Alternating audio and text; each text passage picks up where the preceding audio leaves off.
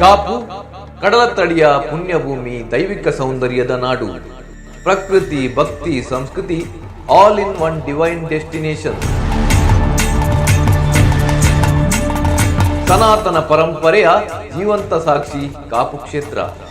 ಕಡಲ ತಡಿಯ ಪುಣ್ಯಭೂಮಿ ಹಾಗೂ ದೇವಳಗಳ ನಗರಿ ಎಂಬ ಹೆಗ್ಗಳಿಕೆಗೆ ಪಾತ್ರವಾಗಿರುವ ಭಾರತ ದೇಶದ ಕರ್ನಾಟಕ ರಾಜ್ಯದ ಉಡುಪಿ ಜಿಲ್ಲೆಯ ಕಾಪು ವಿಧಾನಸಭಾ ಕ್ಷೇತ್ರದ ಕೇಂದ್ರ ನಗರ ಕಾಪು ಇಂದು ಧಾರ್ಮಿಕ ಹಾಗೂ ಪ್ರವಾಸೋದ್ಯಮದ ಕೇಂದ್ರವಾಗಿ ವಿಶ್ವದ ಗಮನ ಸೆಳೆಯುತ್ತಿದೆ.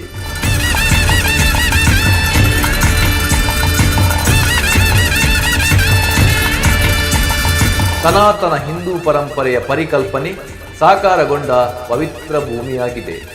ಕಾಪು ಕ್ಷೇತ್ರ ಟೆಂಪಲ್ ಟೂರಿಸಂ, ಕೋಸ್ಟಲ್ ಟೂರಿಸಂ, ಶೈಕ್ಷಣಿಕ ಹಾಗೂ ಆರೋಗ್ಯ ಕ್ಷೇತ್ರದ ಬೆಳವಣಿಗೆಗಳು, ಕಲೆ, ಸಂಸ್ಕೃತಿ, ಜಾನಪದ ಪರಂಪರೆಗಳು ಇವೆಲ್ಲವೂ ಸೇರಿ ಕಾಪುವಿನ ಸೌಂದರ್ಯ ಮತ್ತು ಖ್ಯಾತಿಗೆ ಮೆರುಗು ತಂದಿವೆ.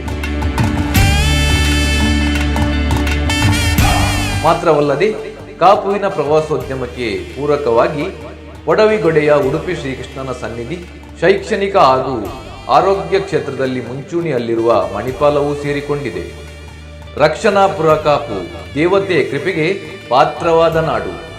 ಸಾವಿರ ಸೀಮೆ ಒಡೆಯ ಶ್ರೀ ಲಕ್ಷ್ಮೀ ಜನಾರ್ದನ ದೇವರು ಸೀಮೆಯಾಧಿಪತಿಯಾದರೆ ಜನಮನದ ಆಳಕ್ಕೆ ನಾಟಿಕೊಂಡಿರುವ ಕಾಪು ಮಾರಿಯಮ್ಮ, ಕಾಪು ಹಾಗೂ ಕಾಪು ಜನರ ರಕ್ಷಕ ಶಕ್ತಿ.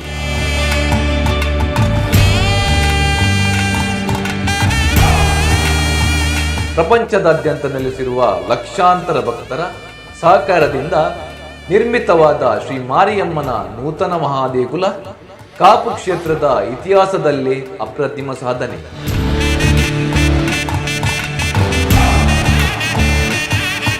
ಸ್ವರ್ಣ ಗದ್ದುಗೆಯ ಮೇಲೆ ಶ್ರೀಚಕ್ರ ಪೀಠದಲ್ಲಿ ಉಚ್ಚಂಗಿ ಸಹಿತ ಅಮ್ಮನ ಪ್ರತಿಷ್ಠಾಪನೆ ರಾಜ್ಯದಲ್ಲೇ ಮೊದಲನೆಯದು.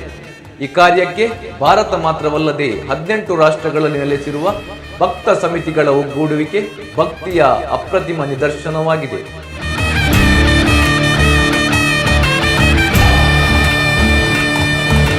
ನವದುರ್ಗ ಲೇಖನ ಯಜ್ಞ ಭಕ್ತಿಯ ನವಚೈತನ್ಯ. ಅಮ್ಮನ ಪ್ರತಿಷ್ಠೆಯ ಮಹಾಸಂಕಲ್ಪವಾಗಿ ಪ್ರಾರಂಭವಾದ ನವದುರ್ಗ ಲೇಖನ ಯಜ್ಞವು ಪ್ರಪಂಚದಾದ್ಯಂತ ನೆಲೆಸಿರುವ ಕಾಪು ಅಮ್ಮನ ಭಕ್ತರನ್ನು ಒಂದೇ ವೇದಿಕೆಯಲ್ಲಿ ಒಗ್ಗೂಡಿಸಿದೆ.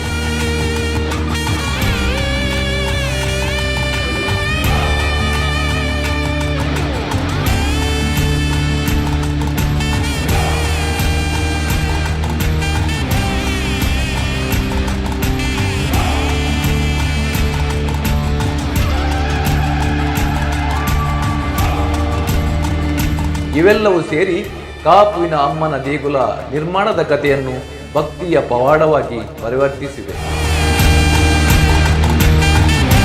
ಪ್ರವಾಸೋದ್ಯಮದ ಮೆರುಗು. ಕಾಪು ಎಂದರೆ ಕನಸುಗಳ ಕರಾವಳಿ.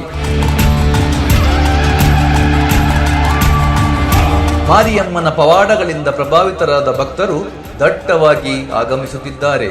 ಕಡಲ ತೀರದ ರಮಣೀಯ ನೋಟಗಳು, ಕೋಟೆ, ದೇಗುಲಗಳ ಕಲಾ ಕೆತ್ತನೆಗಳು, ಪ್ರಾಕೃತಿಕ ಸೌಂದರ್ಯ all combine to make Kapu a divine travel destination.